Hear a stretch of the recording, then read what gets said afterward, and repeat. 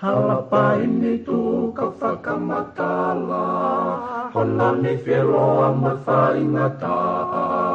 no noa tawa ke whai ana, me tatalo moe o tu hei lala. Halapaini tu ka whakamatala, honani whiroa ma whaingata, no noa tawa ke whai ana, me tatalo moe o tu hei lala. E wisai, whakapo, a maasi mohono fuloto. Ka neongo, eneto, na maunga ki e tai pono. Na e toko, e whanua, e tupo o hapai ki o lunga. Ke malui, me o lunga, a tonga ni o whai o tupu-tupua. Utulai na o tu matanga, mo takau no me ka whakautanga, matangi mari e ko maua whaanga. Utu kalonga luko e hake anga, utula aina o tu matanga, mo takau no me ka whakautanga, matangi mari e ko maua whaanga. Utu kalonga luko e hake anga, he wisai, whakapo, a maasi mohono fuloto. Ka neongo, eneto, na maunga ki e tai pono. Na e toko, e whanua, e topau o hapai ki o lunga. Ke malui, me o lunga, a tonga ni o whai o tupu-tupua. Lele a moe mai ko mokotu, ko e whangue lolo a halai walu. Sia ko ka whoa alo i talau, lo se o whatai situ a o whatu. Lele a moe mai ko mokotu, ko e whangue lolo a halai walu. Sia ko ka whoa alo i talau, lo se o whatai situ a o whatu. E wisai, whakapo, a maasi mohono fuloto. Ka neongo, eneto, na maunga ki e tai pono. Na e toko, e whanua, e tupo o hapai ki o lunga. Ke malui, me o lunga, a tonga ni o whai o tupu-tupua.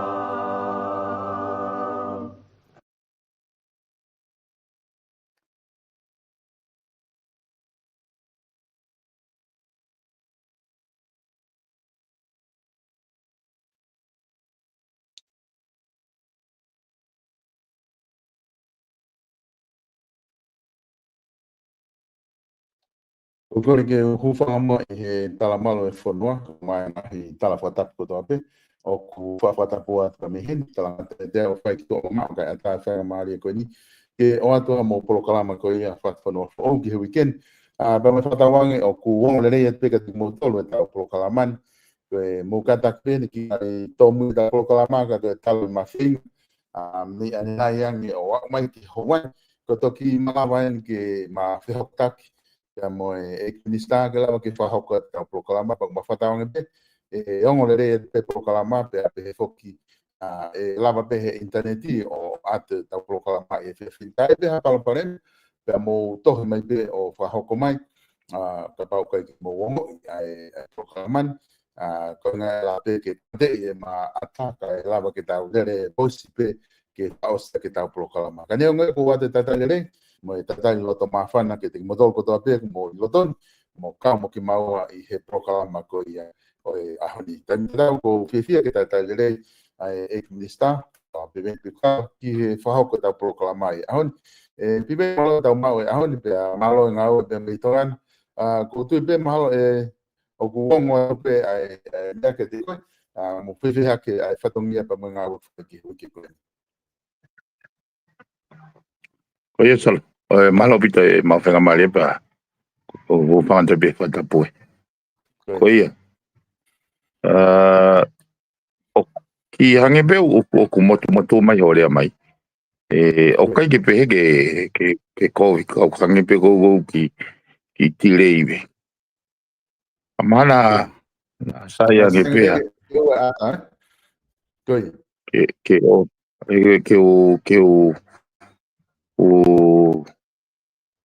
Ke o voice atu au ka ke atape koe. Nā sayang e.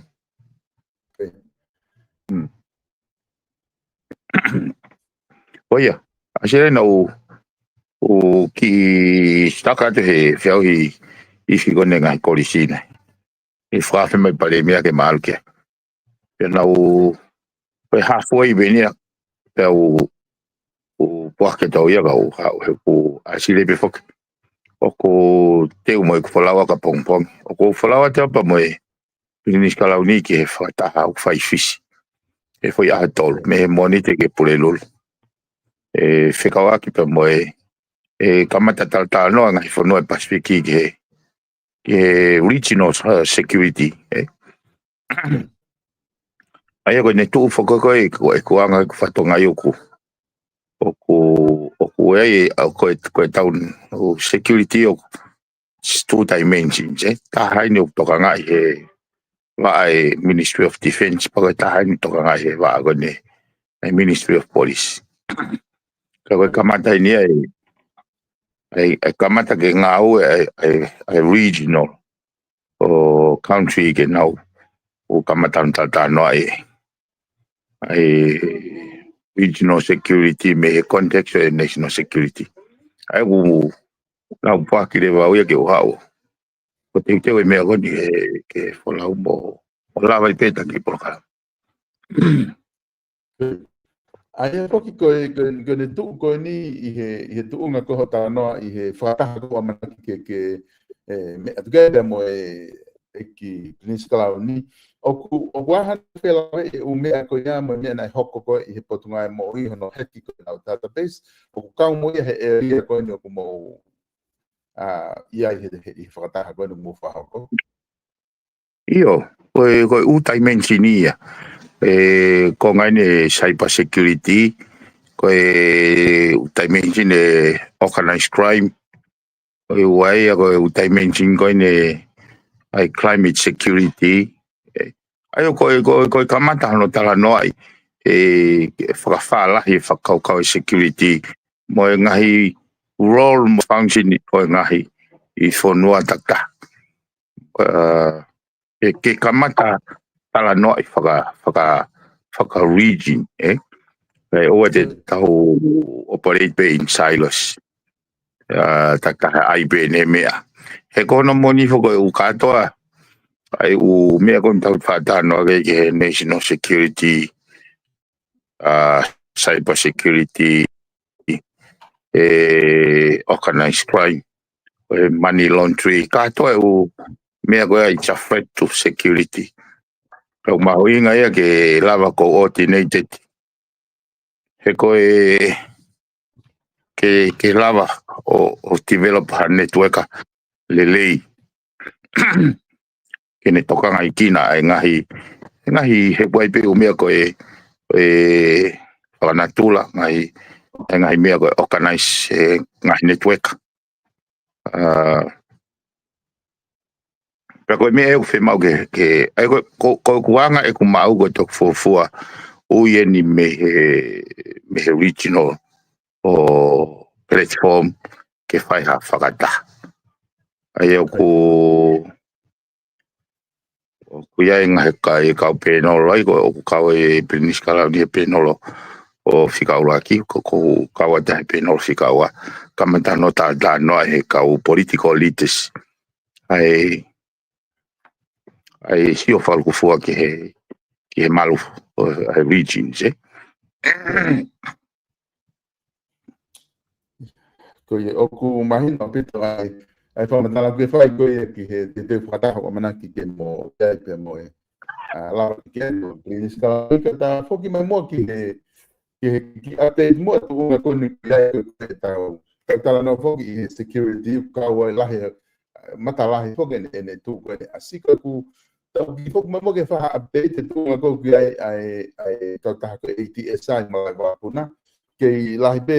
we ni puna ke lahi fai no fe ia ai tu nga ko ai pe ya wa ko ke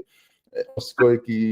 septema ku lava o mo filotoi ki ngahi palani ngahi tamo ngawa ko mo fai pe ke ku ikai ko nga ko hatu ko hetai ni ku ki update me ta fa ko ia ku ia ai ka ta ATS ko na puna koe tu ko ni os mahino ke ATS position e preanga ko si fa ko mai me chairman e pate ATS ke kamata no tala no ai mo no whakakakate transition ni ke o e a disruption e ne au go ki ato no go September ai o kuna o fai fe mai no aki mo kamata no fata e u me ya yo hange foko blau go o ka hanga ilo pe ko en kolo fe nei hu mai ko fai ngo e ko haia na ne hanga influence na tolu e gona monina ana o fai be mau homework ono consult ka stakeholders ka mai foi process mai anga hano and I very clear au pito ai position e puleanga ka mai mahuinga go ke whahanga o ke hono whakangata o fetuku hole fetuku na tapu ka mai ngahi nau pe ko hange go glave ki mo ta fam program ki mo ne ke ha me ko hano ta ke ti o ta to ka kauta ka ko fa to ka nga ya ke pe o gai mata vai ka o fe mau ke mapure ka ko fa si ko ke best practice ka mo fonga go hano fra ono en tolo me go ya mi ngai fono ka nga api o ku fra le fra public enterprise state owned enterprise ai pa ko hinga e fe mau fra mau popo mai mo tu ko ni ke me ko sianga pe o ai o fra mahino ai ke na u negotiate in good faith ai hanga he tonga ya po dio o take advantage e sa ka hanga e o take advantage tonga ya po ai go ko mahino mai go he fa muy mai ke ne mai ke ni ko sai e fa ta ai po e pe mo ka u pure go ai sa ke kono kamata tala no ai transition ni kono ko ka nga we ko stala be e kai ke tuku no ai hata ki tua ko pau ke wange ai nga mari ke ka nga we ka to be pe he ke me nga we he ke na negotiate fakalele pe au me nga we go mo te mai no ko me ka stakeholder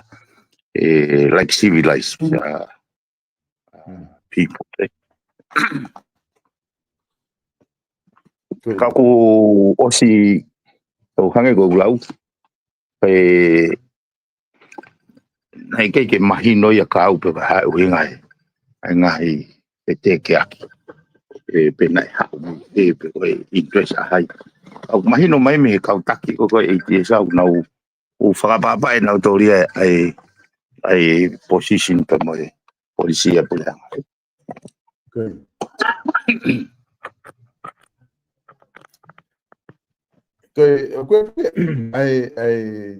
ngai fa matala ko fe aki holo social media ba ulo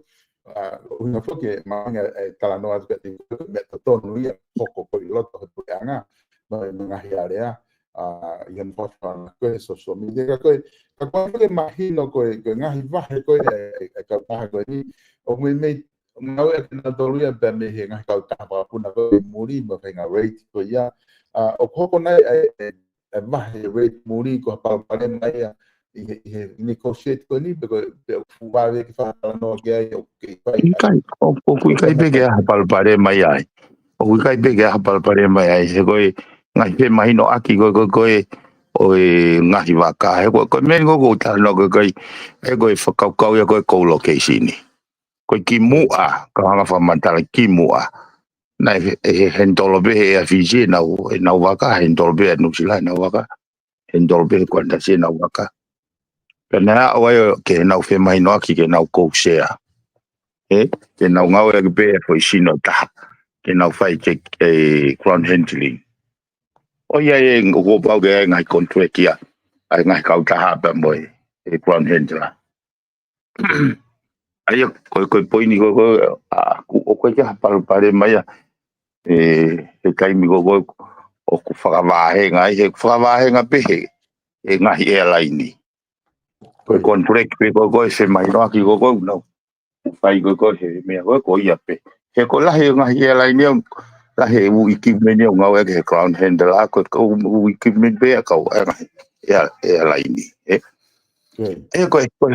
o ko ja il bo pe ko te fakatala no ko na pe ko ha u be fe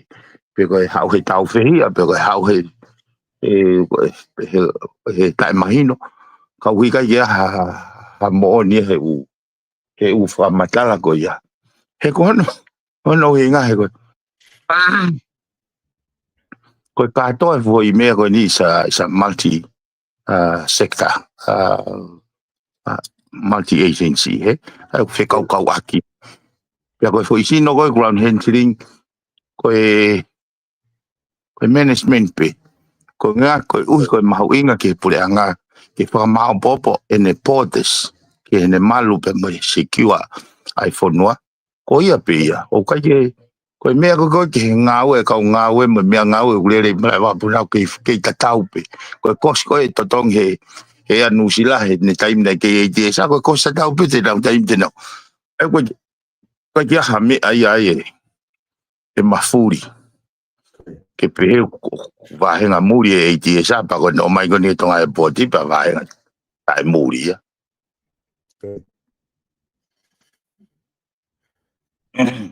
ai ko tu he da ni ka pa e fili ha ka nga e ti sa ko nga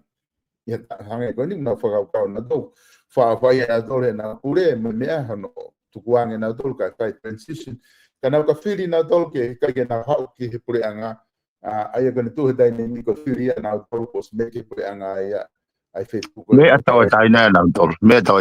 do ka pau na pe ke na fabric card te na la bena to fabric card kai ke pe ke na to fuli ai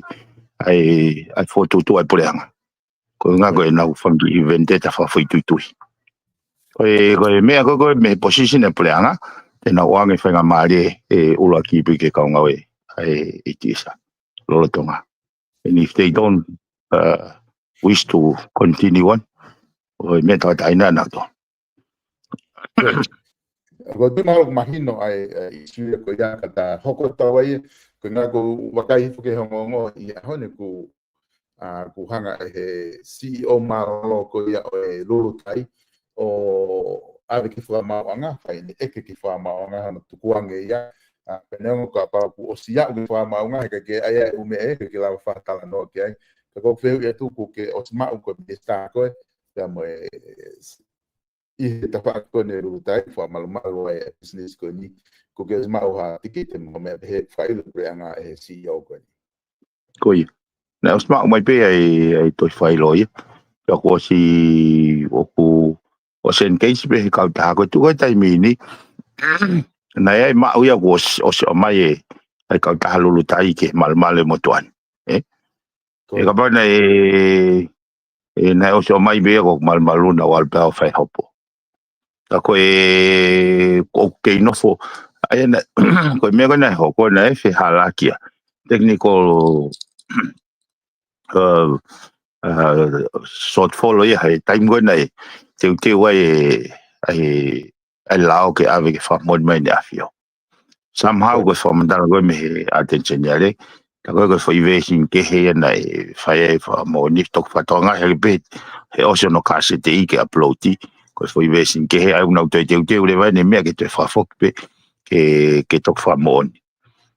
ai fo i go fo technical ati go ya ke no fo pe ai lulu tai he kauta he company ai ku te ke hau ke mal ko public na price ai ka bai lava of ammonia PC go mahina katu mahinan to klava leva o mai ka ku ko ne ke company na in case pe ai loya me tua o kai ko ai ko fonga ngau ko por anga ko o wi kai ko fai tu o minister ke ko ke lava he ground law fa ngai ko tu ni ai poate i ha company te ke public na plus ko ngai fa ngai fa to ne mai ai o pa ke ko me lo ya me tu pana ke ja he poate ai etwat law firms ke na hanga o fa ngai ko time ta tau pe lo tonga ai fo ke ai hopo ai foi tolo he TPL na fo malo lo ia he tau kosi hopo na tula te tau ko ko tu go kontureki o kumalava he o fahai o terminate na kontureki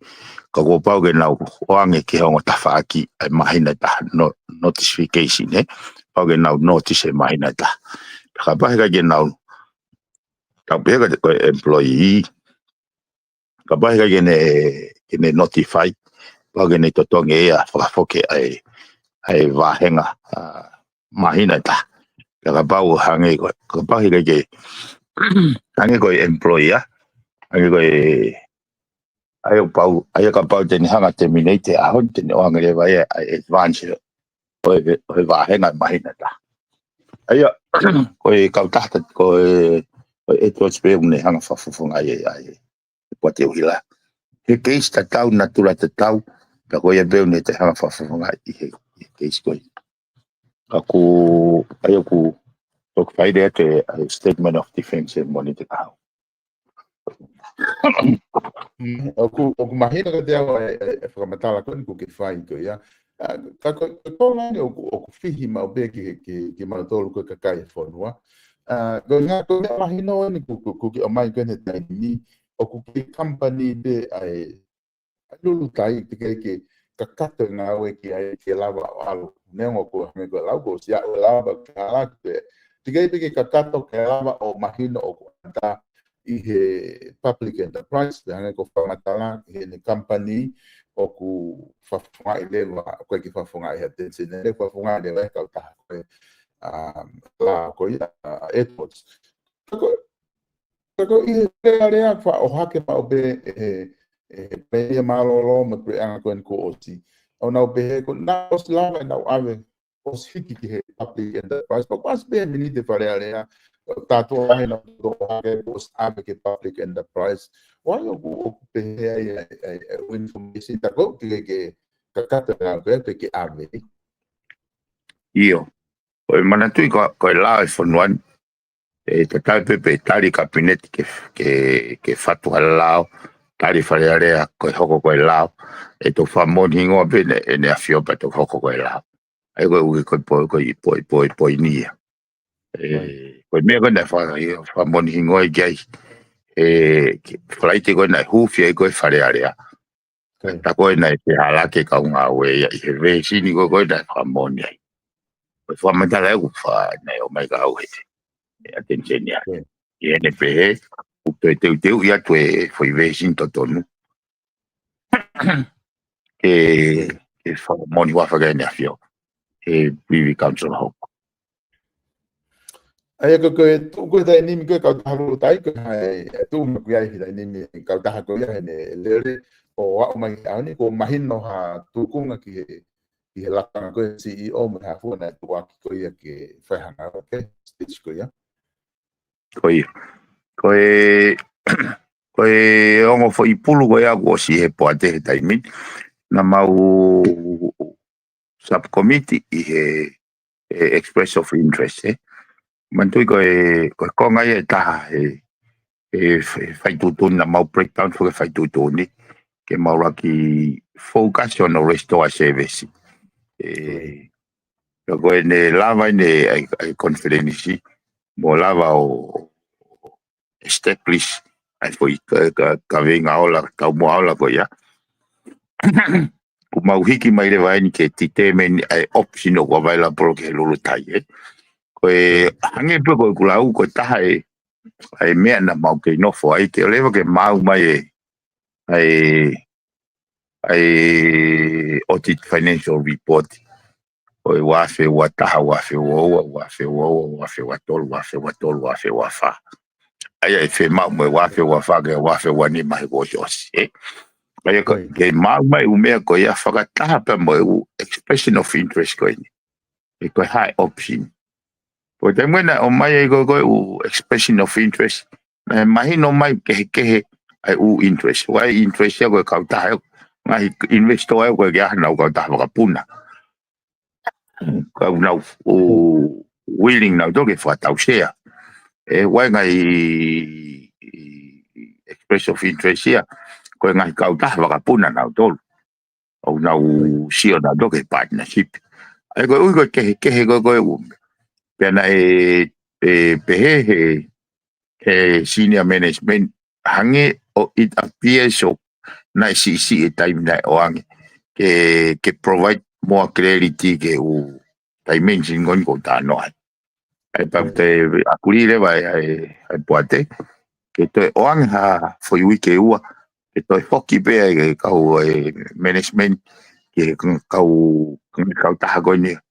with the expression of interest clarify mai na pa oange moha to whahino mahino ange ke nau identify mai whahinga kai kia nau kai ko kau taha wakapuna nau tolu kau te intentions ke nau whatau sea o ngahi dimension pe ke to provide with better clarity ko whaitutoni lahi te mau whai he mea koe ni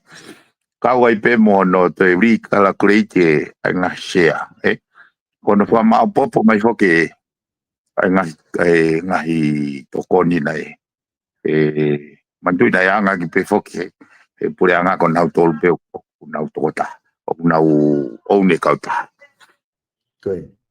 whakatau share foke ai retirement fund kai ke o atu pe siri ni hange pe o atu pe ke hange pe ko kauta ai pure anga ai ko mena mau fe mau ke toi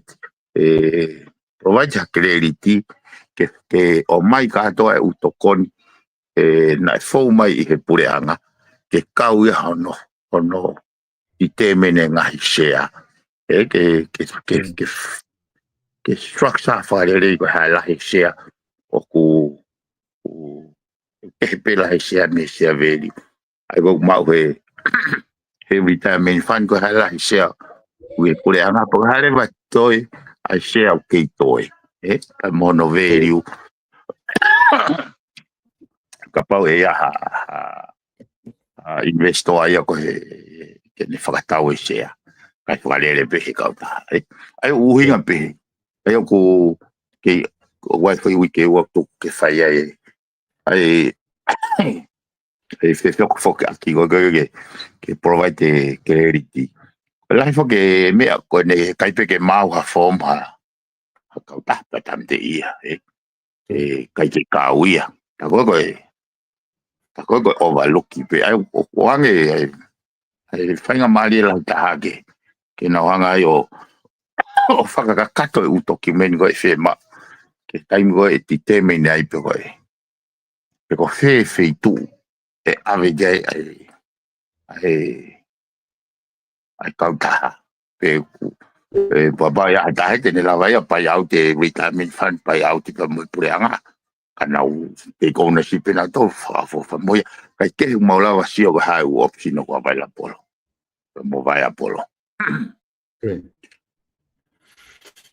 Kene tu ko ni ko hai ka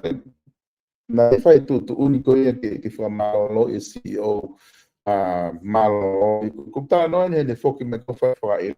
e ta fa aki ka pa e ala tu mo ua pure ana ko pa foki mai ko hai na ne fai tu único ko ne fai tu único ko apoate ko e ne tu ko ka pa ke kamani ka ta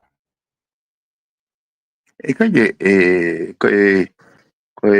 ko fai tu ne o me ko ni ko poate ko no execute fata tau ke lao be mo contract ko poate ka ku kia ko application e ko mo statement of defense basically dismiss he ku asilia pe so asilia pe o kune hanga ya expose ai kau play a goni na nau hanga ko lau na nau feo ngo e kau te kama kau ta koe ngahi ne kai fo ko ngahi makatuunga ko ke turia ya CEO o si kano kato kana ke file po ate ke na ngau kia ko nga ko process wise to fa lo na file na to ke express them o to hi he kontureki o ke ai mafai he employee que ne terminate ne kontureki notice pe employer a ke mahina ka o vice versa. While mafai he employer, then terminate an employee, akipe ne notice without cause. I go express them without. I go lau e wha mau, ko power, ke te terminate without cause, can be any cause or no cause. Ayo kwa kia makatunga te ke lape ko o terminate te contract kwa kia makatunga. You only require by law, by the contract, they can notify other side, other party. Mahina. Oh yeah. Ko te malo ku amai pe I morini ngai I supe he fra contract. Ne ngoi pe ko ha fa nga winga ka ku wang pe a to tonu ko ya. O ta pe ka pa ku fe ma o employer ya to nga we ke nga we. Ka glota to ta nga we ke hikia ka nga we ta. Ko ne fai bena ne to fa fis ne to ke ate won ke ai ta ko tu ko ki ai ne fa ha re ke ta ha te hikia ki ai ko tu ko ka fu me fo o we ka pa ku ai close ko ya e contract. Oi. Io quai contract ko to pe we close ko ya. Unfortunately, tau pe ke ta go no. Rauma. Na ia close pe ne contract and he signed it. Ai o kai ke pe ko me na fa puri ke pe. Kai na usai na we na kai yo wa mena ke we au te ai foi implied tempo lá foi hidden ko express teme contract e lava terminate ko without any cost ke pleke ke o hange ko ni wai te fe ma ke te ate hunga hai hunga terminate ko that's the entire day foi close way ko di mahalo mahino pito ai ko ko ia ko na ku alu ke fa ma to ki ha o ngahi me ko amui to ki fa ala ma fa to no fa ki ki ku no fa lo fu ko ia o trucks I tongana di ta fo ke ngai ka re ala try no no pato la me mo finga tu I ke fa tokanga ma wa ki ai I he trucks ka ko nga ne tu ko ta ni mi ku mahino ai holo apito ko ia report ko polisi trucks o ko de ni kuna u fai o mai fakau ka ko na ko holo trucks o ko ke fa hanga we ki ai alo direction ni ka polisi ka me ke ka ko ke futu ku ia he no kumi ko trucks mo u me pe ke fa ta tau ke ngai ta ko hili ma o te kilo fiha ko ni ku ta ke tava puke ka polisi ai o me pe ho pakai ko ke dai nimi ku ngari ku ngau le renga hi me ku fai ke ngau ngai committee trucks mo tu ngai polisi mo me he polisi ai no pocket trucks Aku ngau e waha whea pe panto pe mai wa ko trucks oi falire na u me lele na fai e pure anko ni ko no tuange na o wa tai mi fai e pure anko ni ka ko me ni o mahino mandu ku o siloka e ai pota ko me ni ko mahino ya ke ngahi pas la lahi ko ni ki muy ni mai ko me ni o ku asimai o ku kai ke te fulo ko ia ha me ai I loto fonua ke fai ke ai me oni o ke lo ai ma go ko mo marijuana o ku hike marijuana ia he taun fo ka hoa ke ngai tau mai ko hike marijuana ai o holeva kau etiki ke ngau ke marijuana ka ki au ko ji fu ko au mai honest opinion ka ki fu ho ha au ki marijuana o ko ha bia ko no hu mai ai ngai ai meth mo solid ice solid truck ko mai me ko to ka ngau ke he ko me ai o ka ke tau hanga mapure I ko me ai ne hanga mau I ta mai ta mo ka ha we fa na ai ko me ai ko asi mai ko hange ko la ve ko foi kalpe fituta ko os ma o he foi wa tai mi ko me pango ko je ya we faile ka ko la ko paanga mo me tau mo ai me go ya o ku na hanga puke o na hanga rekoti ba mo pe mo la he marijuana tu ko marijuana ko plant based la pero ko me ai ke ta ke hela hata ha no he tuku mai me South America ka ko mende wanga o hake so ko ke ha ordinary pesenia e lavao ke tu taki ki South America ke ka cartel to ka truck lodge ke na shipi mai ha kilo tanima worth of 24 or 30 million finga me pe ko ke lava e ordinary networks o fukau ko trucks ko na toki ma mai me pange pure ai ko uminga ko fata noa kamata pe ke tawanga ta pune te taulava leva o pesiu me ko hoko I loto fonua ta ko haki to si ipe o na fai mau ko ya ka tau no for do que te koye o no exploite u ngai ta faki ko ya ka ki algo ko o si fatano ke minister ko defense fatano ke va ko national intelligence mau all on board mau kamata no local border alu porque dia symposium foto do police commissioner e fai summit trucks not next week but week after next week. Tal fogo no ne fiona ai symposium ko tala ne fekau whaka look for ke whanua ke whakangata ono hu mai mono haka te ke te follow up ia ai waile fo tu me va trucks pa mo police commissioner ke fai ai summit national summit o se wika au ke tala noa ia ngahi strategy ke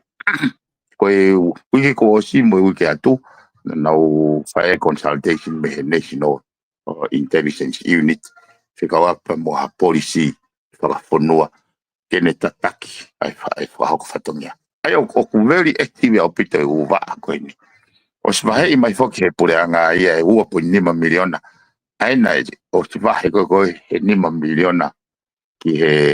illicit drugs ke lead he ka policy ono throw up a roadmap mo implementation strategy ki hono founder mono o sia mo ngai foto to eva trucks ki ngai mechanism to put in place ka ki au ko entertain ya u me ko ya ka ki au o mahino le ya ka ko ene malu pe potaya fai mo fuori va ngau fa quello di fono ai fa ko hange ko ni ku ta fa tala no ki ai o mo ngau ki he me ko mala ki mo ngau ki ai hange ko ma pun ko wa ko ngai ne ta ku o ku i lai he mo fa ko ki ai ko ngai ku ha ko ngai i o te ko ki tong pe ko ki la ko nga fe na fa nga ha ko ha ta ni ko si bi ai ta na mo vete me ki tu ku moto to la ha pa i va me pe o kuanga fainga fonga ngawe o kuma ke sivia yo te ko to pe ko va uta kolo o ha me ko se o ta ai ne o ko me ko fu ata fo ke space ia o ke o ta wa ke satellite na pe ko ia so ka to me ko ni te o ha pe fa ta no ko ni na yo te na ta ma ki waf wafumona he weekend be ya na raise mai he tota na tau mai va ka ko ke toi ke ya e casto mo quarantine ka mo portfolio ke na wanga o check in e va ya alo ke security pe security ko e va ka na o check in e va check in e va aho ia valu ki moa pa tau mai goni wafuna ka koe information ko re na o mai me tipo fu koe waka koe ni na tu folau mai me South America fo mai Tahiti o Hawaii ki wawa pe o so no chekini wawa pe ale vai a kemi i e wakafa o takai holo e tau potu tahi he foi a val pa to ka go o afe mai i nuku alofani ke pehe to kua ke utumo wifile ne aia koe hanga ia whakatara noa koe mea koe na ne hanga o pana kui le vai whakataha e national security ba ngā o me kau stakeholder o whihu ia koe hae whunga ngā ue kono hen tolo mea given the understanding ka was i loi ka ato pesol ai ngai fu poe ma watu he kakai kau tau tai tako ngai fu poe tau e turak se lalo na nau toki toho mai ki uta oi fi hai pare tieni ai ne movete mai me wawa mo hapai ai given na tula ko ia ki aure wa ko mahu inga rewa ke te whai e tokanga ki hono toi cheki koe ka pau o ku hiki me wawau ala takai holo i loto tahi patok hau o se ahe walu patok hau to ton beke toi ai mechanism in place ke ua te tau he koe men koe nau whaha koe ke kau e koe na iai custom mo koe Marini ko portfolio ko. Ko me ko na fo ha ko na tolu. Ko security measures I pota o regardless pe ko ha a ho pepe mo intensi. Ko dan. Even na matol ko ni ka minister. Neo ko diplomatic passport. O ke vete pe ho mausu, ke to pe ho mausaketi, ke to tata. Ka mau he misi ko fai skemi. O kai ke to pe mai he security measure security pota o ko minister na ko diplomatic na.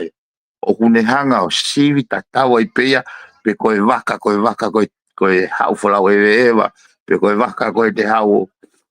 o kuke iai pe a security mesa a koe ngahi mea pe he o mata vai he kusio the lack of rules and posita ke tohi he time ko tokola he agency o kuna involved ko for operation Te koe mea koe ana u whatonga I pe au me Air Empress, Koe mahina koe, I request koe ke tō sa pate mai waka. Hanga whatonga au ki kai aha rules and procedures ia. Ki for operation kai aha Air Metivec on a Sunday. Kai aha systematic mechanism, process and procedures. Ke mui ai ngahi sino whekau kawaki. Kai aha taha ia take ownership. Ayo koe airport involve civil aviation involve tonga airport limited involve custom involve police school involve immigration sio ke ngai preya goya ai he antu kai ke with the absence of a proper process and procedures kai ke lava he vaia ko tutunya ke va ko kai ke lava he vaia ko tutunya ke va ko ka pau kai ke ya coordinated rules and procedures kai ko me ko fatonga mata vai ai mau inga ko ke tau hanga o ai hata tau pe he hange ko ni hoko ka ia re ha fie mau ke metivek hata a sapate ko pau ke ai foi feito ke ne drive for operation ko ya tau pe he ko ne identify be fare mahaki o ke ai emergency case ko na tolu na hanga turika foi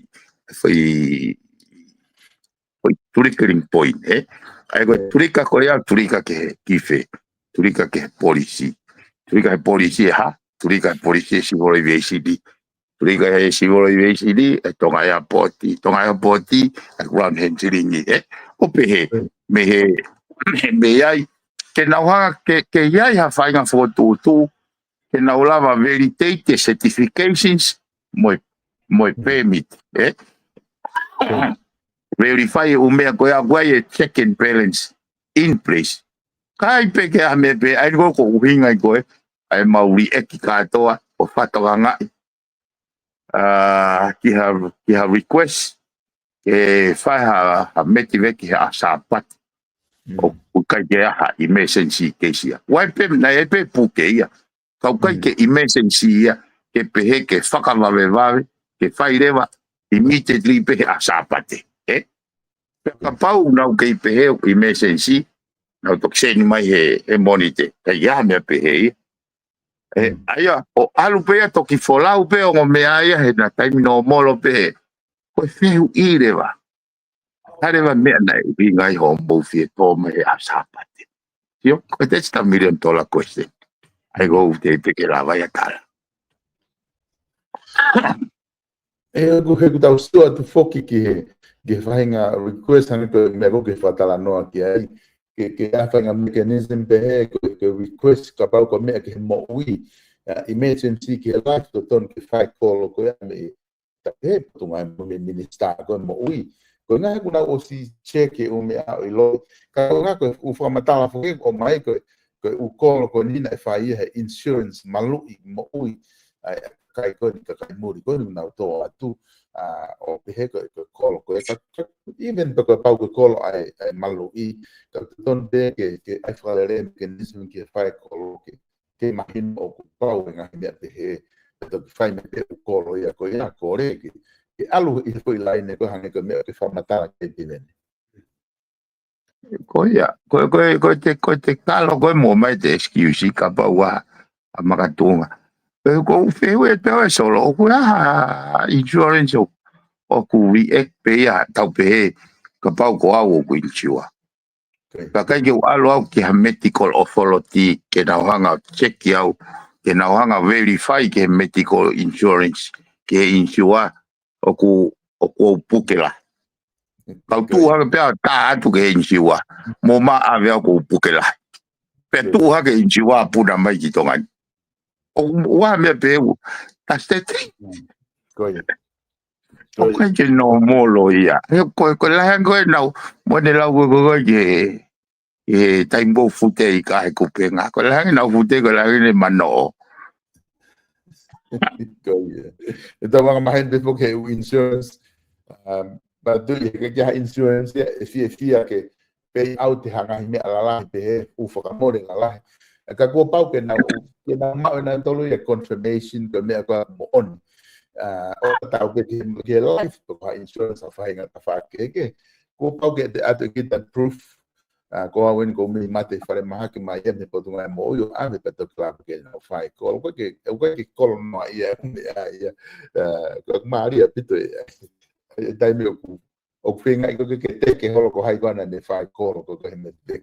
o pa ke ta no ka ke viven con tu ko ya imagino pito ai ta fa ki ko ya ta sta no ani u me ko ni ti sa ta ha ki he tu ma ko lu tai u ta ka ba mai be ma tu ma ko truck ko na me ma inga fo ki o ku I he pono ga mo ha fa nga isi u ke loto que foi ostia e tala noa ko nga fin ki mo kita ke malo lo ke te le foi la po ko ia e sol na e fo ke ai press release e poate uhila e weekend pe mo ia ai holo ko e uhila fa lu fua ki sini te tawa e o na hanga leva manto I hanga he pole hanga ko no ai ni ai sakeo o subsidize ai o subsidize ai mauanga o hila ko I lalo he kilowatt te au ne manoa kana hanga subsidize ai nei fahu ko he supplementary budget na 1.5 million ko foi revise ko na fai he poate la o ti teme nei ko ke na volo ke se ni te fitnoa kai te ma ore vai subsidia ka ko ne e solo ka no faka implications ko ta fo ke ngahi me na mau tui ki ai ke mauhanga o whakapapau I o ku pure I le rei e tuku hau. Whakamore whakapoto pea whakakaukau I e kakai e whawhanga kakai he uwhai tūtone. Koe remove e whakaukau whakacampaign I whakafoi tau whakafoi whakatou whiri he koe whakakaukau e ne soro. Nā ku whakangai whoke au ia e nau. Eike ai o wahe miliona ke breakfast ai whanau ako o si kato mo e tai tongi ako pa mo ngahi ako pe ai pureanga ai hangi ko o mata whaka campaign ka kisio ke mea ko ni ko hanga whamata lai ko no holoki ko ne wila se ni te tahaua o me ko avalisi ke taha miliona he ta se ni te taha pe unity ke ki se ni te taha tāna ke unity me avalisi e ko no holoki ko se ni tahaua ai ko tahaua miliona ia approximately tahaua miliona e tuku pe he kato e kakai to tongi wila e ko me ni ko hanga ni kusio ko me ai te nau to ai breakfast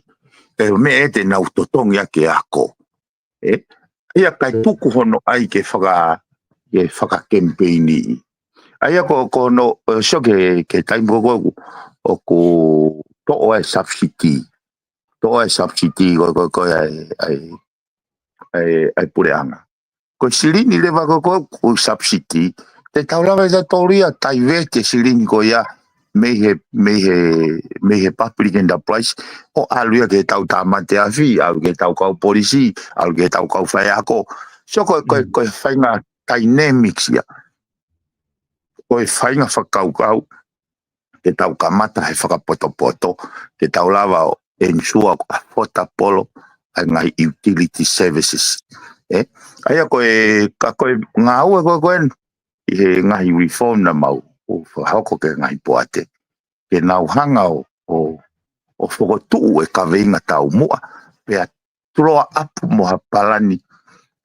detail plans hangi ko ini so ko tau mua ko na mau whakotuu at me pureanga ke hoko ko mape folau pe ko ha aketia ki he utilities ko ne uhila ke whakapapau yo ku rely Apollo. O kai ke ngau ke nau ngau ki ai. Teu e nau ngahi strategy mo nau whakamore, mo nau ngahi project. Rely Apollo mau anga huila. So not only ke nau ngau ke oe mate. Ke ngau ke oe fluctuated. Ke fehe ke to kaki mau anga uhila pa mau ai ngai mission for ngai me go hoko tale fono mai ai sai ko me fika whatever ke afota polo ko me ka to pe ke na foto o ke fra ai ke ne fra papa ke ne reduce ne contribution ke ne reduce cost ke afota polo ke consumers Aya hene pele wa kapaure wa ngai activities o ku fihi ai whakamore ai uhila o kai ke aha ne co-relations ki hongo tau mua ola e ua koe ai ngahi activities e whe mau ke tamde whe mau ke remove ya me he cost calculation aya hange koe o no langa headquarter koe langa gym have nothing to do with the correlation ke nei. Ko whakatau e kere ke langa e wini o pone energy. Te ke aha hoi kere ritia pe koe ha ene cost impact ke ne reduce e. Aya ko katoa koe u initiative pe koe u project pe koe u programa o ku kai ke ne strategically ke whakatau mua ke ongo whai tau mua koe. Ka mata rewa hono pluni o nai Hio. Ka mata rewa ke naulana to identify a revenue of more ka wai.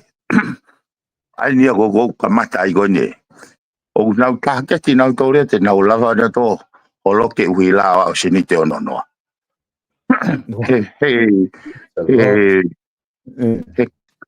Hono pluni pe mea koe whakavare mo whakam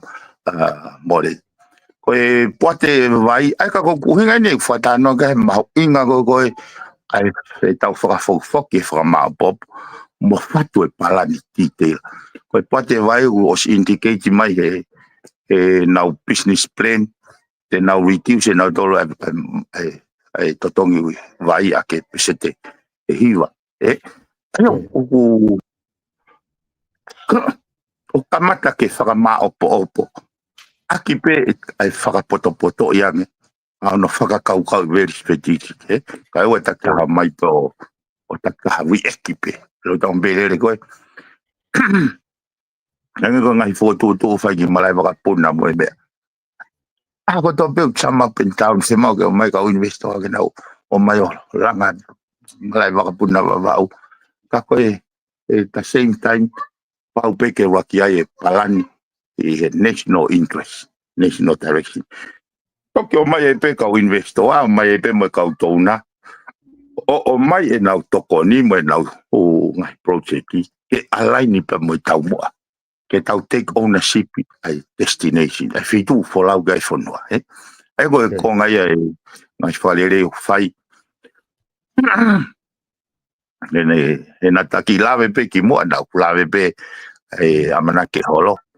ka koin go sanga e pote wila official mai koin go ki la ko tu e to ka e pote vai o official mai me koin go la ka koe konga ia e tau whama pop e ke very strategic very purposeful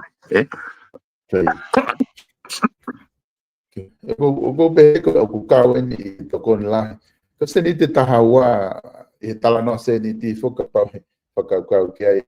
ka nga na fa no mo. Ko fu me la he te fo hawa ke mo wa. Ko ko mo wi la ku to ni ma te no do ko ku. O me me avalisi mo wa ni me au fa no ni ma no mahina. Ka te mo na fika e da holo se ni tahawa. E na me se na le tola fitu no mahina. Ka fu me la hi la va po mo e po tenga me ka go nga ka hua no ai ka te ta ai ta mu go ni pai he e po tunga vila he po ate o trop tal la te la hiang he se te ta hawa ko ti ma ko to ko ni la hi o ka ki nga ta pe ai ko ni ko holo ko ni I tonga ta o ka be mo va ha pa mga mo tu ki to la una ka pe e holo ko ni pe ko hinga pe ko tonga ta po pe kau katoa fua the whole country e koe me e koe ko sio solo mahu inga ange ko no streamline e whakamore e cost o e communication ni ngai tata plan koe ngai me e te taulawa e whakafoki ake ki community ke nau koe whakau en solo ke nau lava whai nau ngā we na wongo si tangata pe hona tangata he ko hange ko ni ko wongo ko via pita ai ke pe ke hau e pole anga o fafanga breakfast ku kaule lo tonga ko ya ko konseti moi kore ke ai photocopy nga himea ko fai o mai ke pite o fai ka kai ai ko sio ka pa foke pole anga fa ma bobo na fatongia ke na hanga fai na to tuange pe fafanga e fa na o ke fai pe matua he ke o fanga pe matua mo ange pe ke ne fa na o tata o pe pe ko ai ai ko nga ko fa foga ku ka pau e te tau taki function pe ta function pe o fai lo ona fatongia indirectly he ku au fe hoko taki pe tau tolu e lava pe he ngai ta no ko ini ka pa te hange ko ini fai he pure nga no fatongia whakapapau yo kai ke whakamore no ai ai tu hau mga toko ni mo mea kai lava holo uhila kai lava he tamai a ko totongi uhila o whakahau fise ni te ken toko ange ia ke ai breakfast ko ni whanau mo totongi ako ni whanau ke ara ke be whanau ke mahunga ia be he foi e whiongo aki ko ia oi matuamba mo whanau ka pau e lava i ko mea ko ai ko ke tau mai ke tau hangiu tau whaka campaign aki o te maua te breakfast o te maua te totongi ako o te maua te ha sio o hanga pe he tau whaka maapopo o ta whai bea ko whatongia pepure hanga ko hungo ne holo ko uhila malava lewa ngahi new kau entrepreneur kau funky informal market entrepreneur o lava foto hanau he ko kau fuki he challenge laita pore laita o foto ha funky business ki he fonwan ko tuai pepe a ke wanga pe mo uhila tamte ben autoli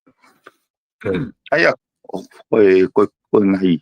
kai ne mixi au fe mau ke whakakau he pure anga o au ha mea ke naulawa o au ai ke ngai loto whare ngai api i hono hanga hono whahau fe nau ki se niti nau whatanga no hoki e kula ki hugo he poate he wafe e taha no po e tawhiki o ngai taimure nei pangai wanoa ai foi tika taha ke te koneki pena u fatonga e anga ke me ospese ne ki foi meses ne tamde ne te offer ne te ita Ko nga fa ko e ahoni. O ku live pe he was ai na wanga foto ai e mau targeti ke tola ta. Ko kika ta. Me he panga wa no ke panga ta. Ai ko no in other words ko taimini. O ku o sia nga hi te ta play ne o panga e wa panga ta. Ai fa ho ke nga ya ko ko foi kika ko tope ta ko fa panga ta val panga ta fitu kato ke to tong be panga wa panga to ai ko sai nga sa kau pe instead ono ai toku a ke pe ko ofani ke kakai ai wa te tai ke breakfast ai ke tai to tong ya ko ne kai ke na hana toria whakaukau ai ngā utility services ke ensua ku a whota polo. Whiunga moe. Pena au toki seivi e koe seniti, o toki whai ake u whatongia. Ai koe hanga e whakaukau ia, koe hanga e au. Au ki whaosa ki mo ki whiwhi koe ni pata toki mawai. E ke mebe lo tonga ta i he uhila ko e tō taha koni uni hanga o mai e hui. Pe o ku iai nai ha whakatutu ke to'o ai to tō veve me he moua uhila. I o katoa e umea koe ni o ku o seai whakatutu ia ke levi e veve. Ai o ke taimu koe te hu mai pēna koe koloa. Ai ko kawai mo prestiki mo mea o kuia e ki levi ai ko nga ke iusa pay ka ewa ko ia foi prenket para ka ni ma ta go tope pa wai ngai I apia ula hang na fa bebe wa apia si pe na fa bebe ka una fa do ta ni ma ta tau be na ai ko konga ia ngai mea ke tau to ko habe ke ka pau o plahi o whakawebe pa lahi o totong bebe ka pau o ki totong ko ki bebe whiunga be mwe pangaiwa pa ke totong be pangaiwa ai ku waifu o tu ia ki ki hono pe mo whamama wa hei pe totong bebe me tai mo tu ia uila tu mea koe au whai ai ngā ue ai poate mga management ke na hanga o koe huinga whaksolo o tau alu o whekumi ki ha atakai mo ha kawaneni sok mo account apol ke account pe ko mea ke koe mea ka bau lahi o whamore pa ke account ki ai pa bau sisi o whamore account ki ai ka ewe lahi o whamore koe sisi o whamore pa ta wahe tawai Godi mahalo mahino bito e fatala no kwa hi fini. Kapag te hame ke loto ke maabo ke ta tala no fa mahalo lo ka to ki wakai ha fa mari he ki ka. Mahalo ko ia besol. Te folau ko ni muy folau ate prince folau ni. Tala no ai malu. Whakaluk fua e tau konga tahi. Malo so. Malo pito ko di mago wiki ka hau te inusi lai he awhalai te ko din nato ki lawa te ki ta klokala moksai ai neti he wiki ni. O wha diven ba mo te we flau ka tato ki wakai he wiki hau. O wha so, malo. Kainga wha malo ata mo tol he lava koe ta klokala ma koe ahoni. Tala no pe mo ministra Paula Piventa ki he programa fatfono re ahoni pe ku famalo la het ke ting motol famalo atu ki he motol ko be mo fatkon me ta ngai programa ka ko ngata ta programa he poni ka mi baba oni pe motota pe na ngore het ke ting motol ka mo mea